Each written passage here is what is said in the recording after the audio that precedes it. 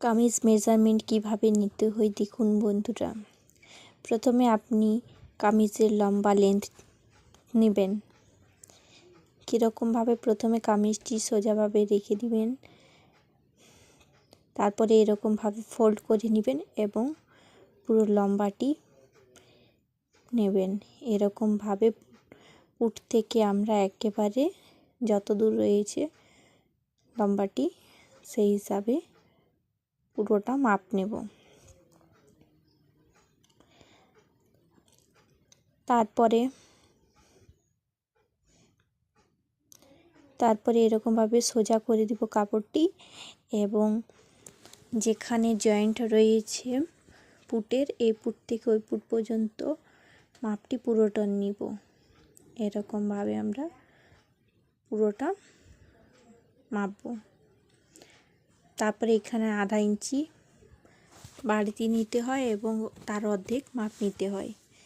আপনি দেখুন এরকমভাবে আর্মহোল শোল্ডারের মাপ নিতে হয়, আর্মহোলের মাপটি নিতে হয়। আর পুটের মাপটা দেখিয়ে দিলাম, এটা আর্মহোলের মাপ, আর এটা হচ্ছে আর্মহোল রাউন্ডের মাপ। এরকমভাবে পুরোটা আর্মহোল রাউন্ডের মাপ।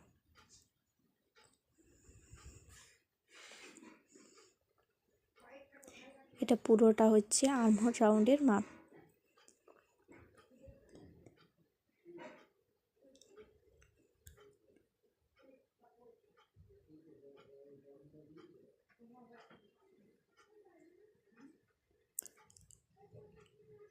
তারপর আপনি এরকমভাবে চেস্টের মাপ নিয়ে নেবেন, ছাতির মাপ নিয়ে নেবেন এরকমভাবে। তারপর আপনি এখান থেকে অ্যাপেক্স পয়েন্ট মাপটি নেবেন, বাস্ট পয়েন্ট অ্যাপেক্স পয়েন্টের মাপ নেবেন।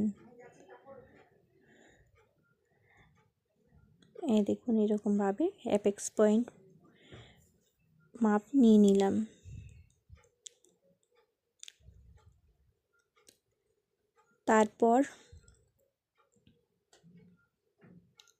তারপর আপনি কোমরের মাপ নেবেন, এরকমভাবে কোমরের মাপটি নিয়ে নেবেন। তারপর যেখানে জয়েন্ট রয়েছে কামিজের সেখান থেকে একেবারে পুটের মাপ পর্যন্ত এটি হিপের মাপটি লম্বাটি নিয়ে নেবেন।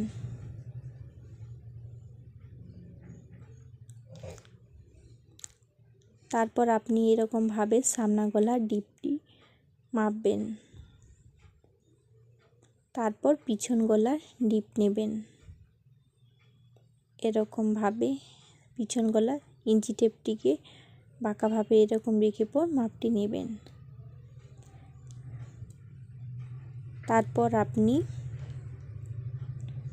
এখান থেকে গলার চওড়াটি নিয়ে নেবেন।